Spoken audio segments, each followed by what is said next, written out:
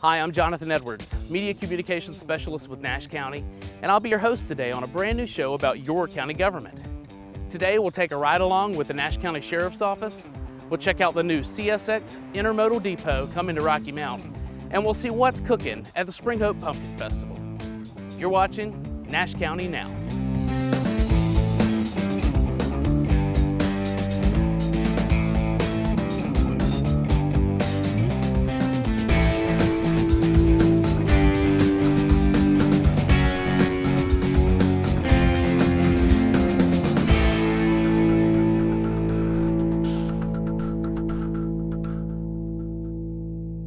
The results of the Operation Dismantle resulted in identifying 51 individuals that were actively participating in illegal activities. Of these 51 individuals, we arrested 41. When the Tar River Drug Task Force conducts operations, we always see the final press conference. But today, we wanted you to see all the work that goes into these successful campaigns from the beginning.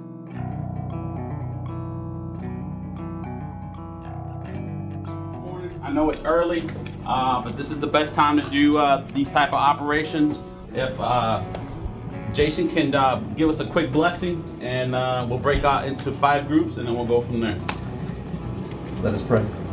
Thank you, Lord, for the opportunity to come out this morning, Lord, to wake up and gather in this place. Lord, bless us as we all go out, each and every one. Keep us safe, Lord, and so we can go home to our respective families at the end of the night. Amen. Thank you for that. Like I said, I appreciate all the agencies coming out.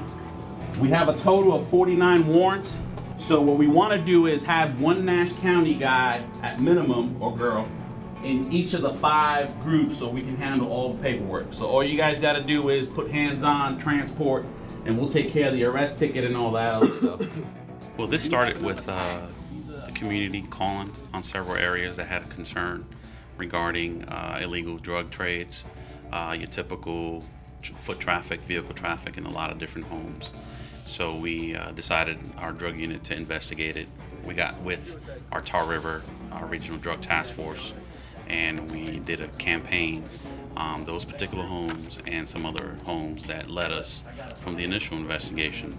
And that's how we ended up identifying 51 individuals. We had a briefing at 4 in the morning on Monday, August 1st, and we had a briefing. We divided up all the names and the investigative packets, and anywhere from 5 to 6 officers, 2 or 3 vehicles simultaneously would go to different residences in Rocky Mount, inside the city limits, as well as residences in outlying parts of Rocky Mount.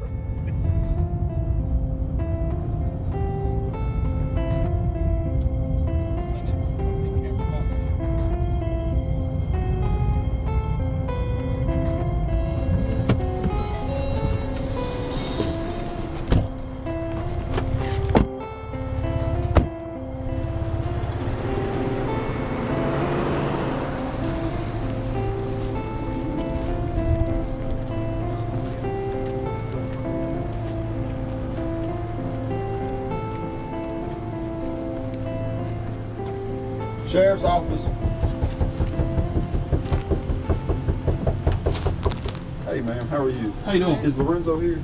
Lorenzo? Yes ma'am. There is no Lorenzo. Lorenzo Williams? No. Does he doesn't live here? No. Okay.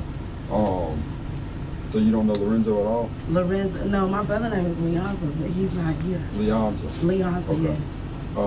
You mind if we come in and look real quick, just make sure he's not here?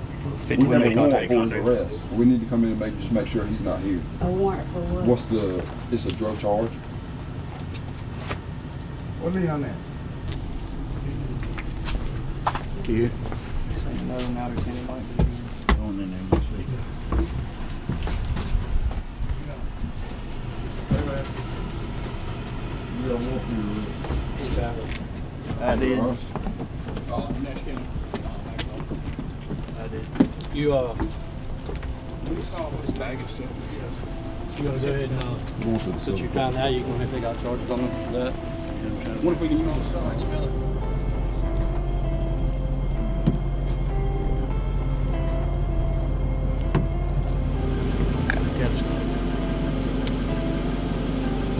it is. That's this the same house. Oh snap. Marcus, we got two at the same house. We might need to wait on that one. Two people at the same. Well, when we identified that someone had an individual, they would communicate with me. I would identify them on the master list as being apprehended. What's the name of that 1072 you got so we can cross her off? Nicholas L1. Nicholas L1.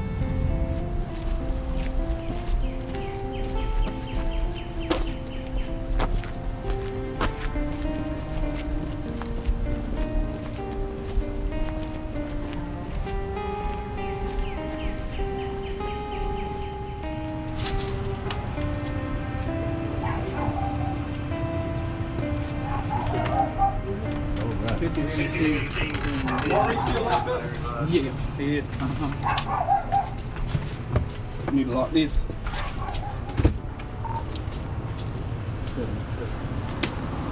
We'll try to get her in the vehicle.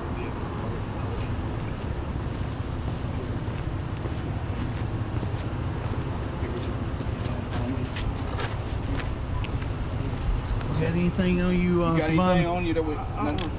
Nothing at all now. Yeah, that's it. Because you know it's another charge when you get to the jail. I don't have that. All right. Just making sure now. I get locked up again. I just got locked up the other day.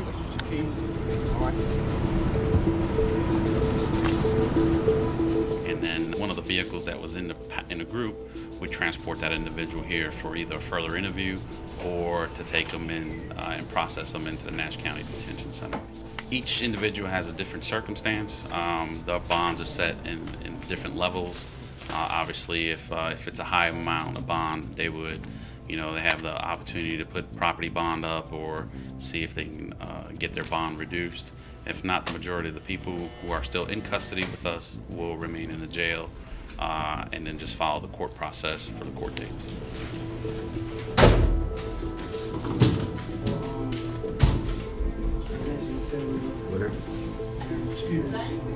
The idea was to target individuals that are providing heroin to the youth in the community.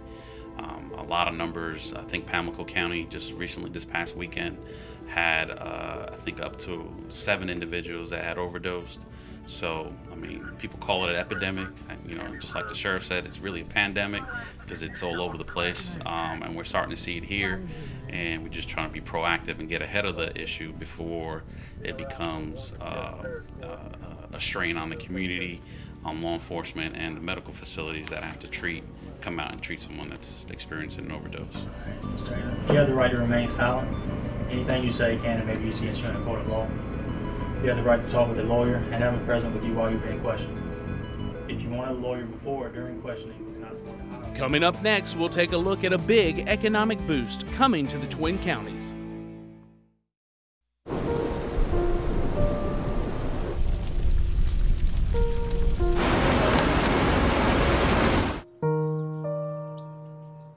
Don't wait. Communicate.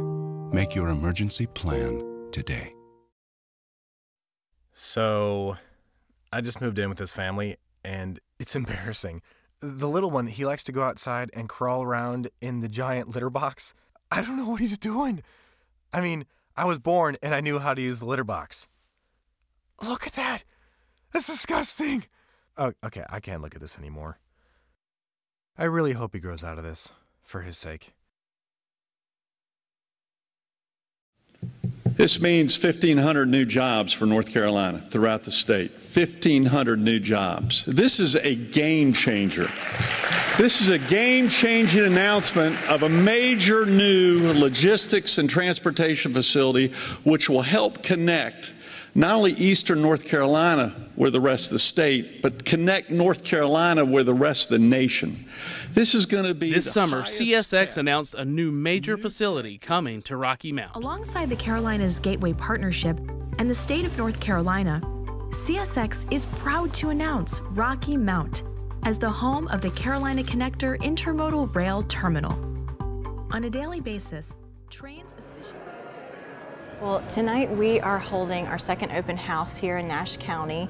Last night we were in Edgecombe, and we're thrilled to have community members come out and join us to learn more about the Carolina Connector. An intermodal terminal is one where freight and containers comes in on trains or trucks, and those containers are transferred by crane to other trains and trucks and routed to their final destinations. So this facility will be state-of-the-art, has the most innovative and advanced technology, including wide-span electric cranes that are ultra efficient. We'll be using directional lighting, which focuses light where it's needed most for nighttime operations and reduces the impact to the community. Lots of very innovative technology goes into this facility to make it one of the cleanest in the country. This is going to be a great development for both Nash and Edgecombe counties. This will bring local jobs as well as statewide jobs throughout North Carolina. We're looking at 250 to 300 construction jobs to build the facility, an additional 300 jobs to support daily operations at the terminal once it's finished in about 2020. I was one of the fortunate ones that flew up to Baltimore, Ohio a couple of weeks ago and saw the one up there this facility here would be modeled after. And what I saw going into that area, it was a similar area to Rocky Mount, Twin County area. I saw that there were a lot of distribution centers primarily. A tremendous amount of trucks in the area, routed directly from the facility onto the closest interstate. But it will bring a lot of businesses to the area, including the distribution. It has a lot of support services that it will need. So we know it will be great. A lot of jobs other than the ones they're bringing here, and a lot of additional investment in the Twin County area. Well, Rocky Mount really is the ideal location for CCX. It's in a strategic point on our network between Florida and New York. It's also very close to very high-growing, fast-paced markets such as Raleigh, and it's also a great community where we already have a presence. We have 150 CSX employees who currently work in Rocky Mount in our rail yard, and we know what a great community this is, and we're excited about deepening our roots here. It is located exactly on the county line on the Edgecombe side, and it's going to bring a lot of additional industries to Nash and Edgecombe County, City of Rocky Mount, and we're all just delighted to have it here. It's been looking a place in North Carolina, South Carolina for a while, and we, once it didn't happen in Johnson County, our Gateway Partnership immediately went to work, and all of the parties were on board, and we did everything we could to make sure they knew Rocky Mount was already a railroad town. So I was really excited about the turnout today. As I was driving up, there were several cars in front of me, behind me, and when I went in, there was a line waiting for people to fill out their names so they could register in so everybody knows who came. And it looks like a really good mix of people, which makes me excited to know that our community is really involved and they're really curious about what's going on. I think it's all positive. It's gonna not only create good jobs, but good paying jobs. And that's exciting for our community. It's going to give our people hope. And when people have hope, they can thrive. Well, we're looking to start construction in about mid-2018 and then hopefully be operational by early 2020. We'll be working with the community and local colleges as well as workforce organizations to help prepare community members for the types of positions that we'll be offering and just to make sure that the community is ready to take full advantage of these great opportunities. We're thrilled to have these open house events, and we want the community to know that we're going to be in close communication with them every step of the way through this entire project. We are building this facility with the community in mind, and we want to hear their feedback, their questions, their comments, and we want them to know this is going to be a two-way street. We want to be a part of this great community even more so than we are now, and we look forward to working with them.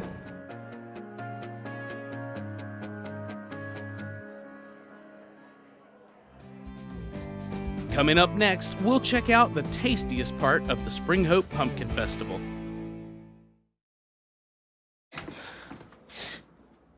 Your daughter just had her first breakup.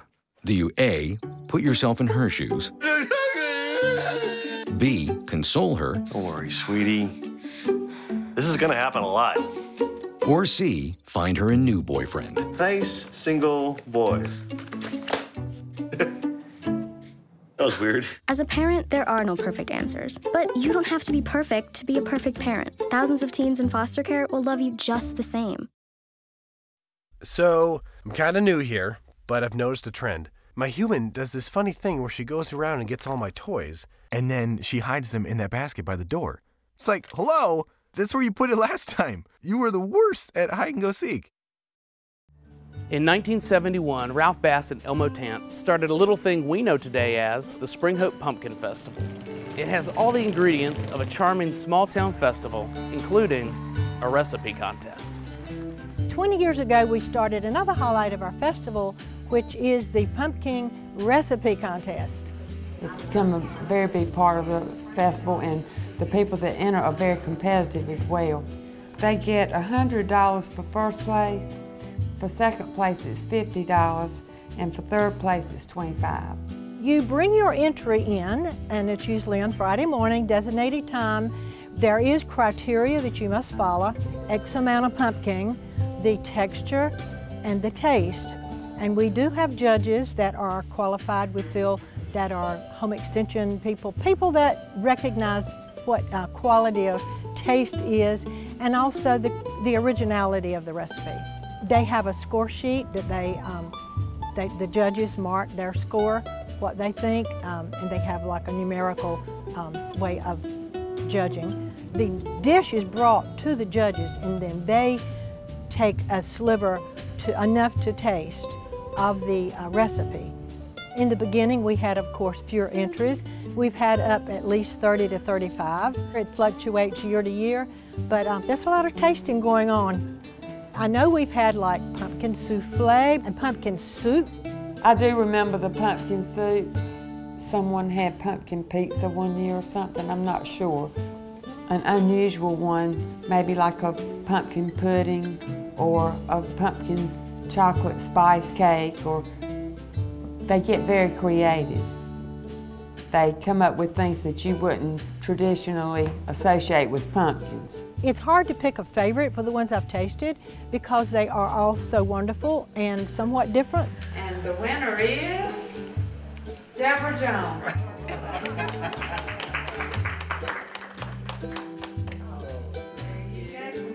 And we've enjoyed being able to taste some of those after, if people leave their recipes. Then we enjoy tasting.